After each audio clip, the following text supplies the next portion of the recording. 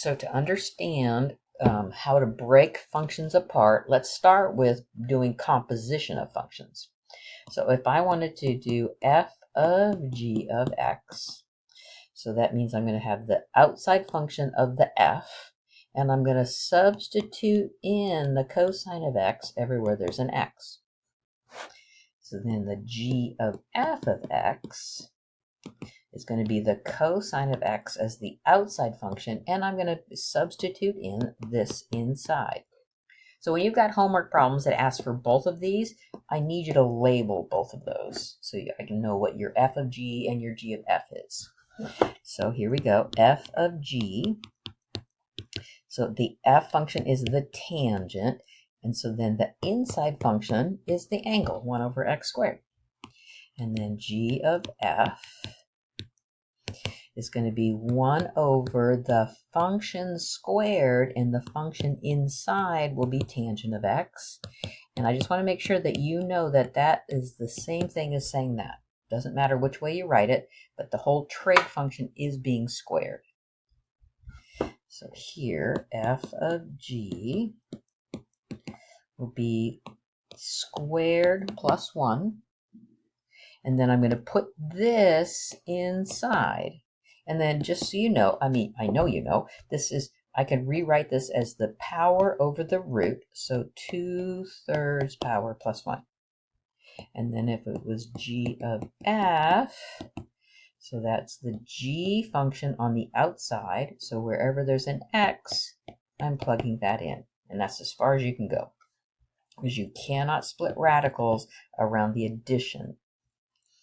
So if I do f of g, so ln of sine of x, so you don't have to put parentheses. You know that sine of x is the argument of the ln, and then g of f, so that means sine of ln of x. So that's inside the sine function, right?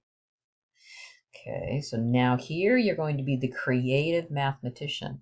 You're going to figure out what is the f and the g, so that f of g gives me this.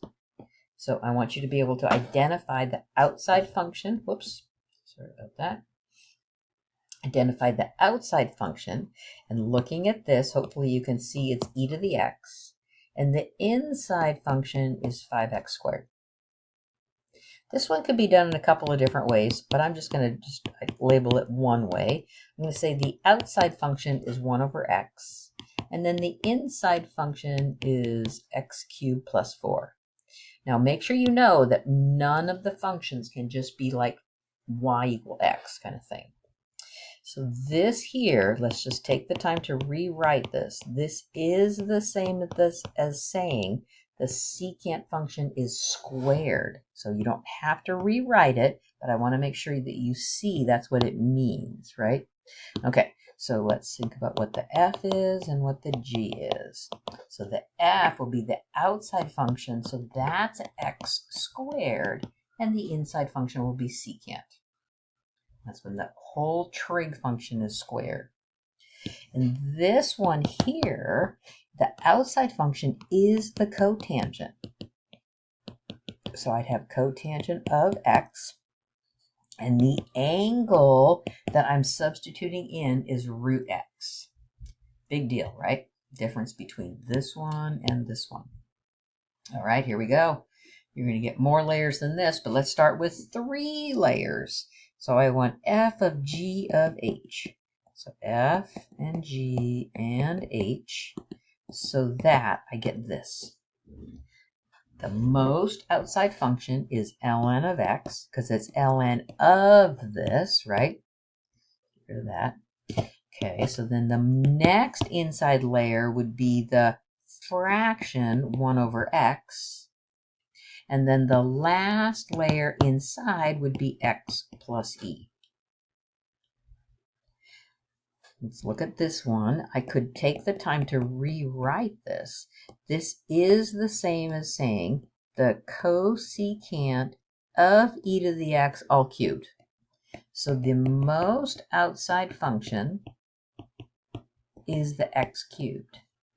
Then the next layer inside you can see is the cosecant. And then the most inside layer is the e to the x, the angle. This one's a little bit different. So this is saying the cotangent of ln of pi x. So even as you read it, it's telling you what's most outside and what's inside. The cotangent is the most outside function. Then the next is ln of x, and the most inside is pi x.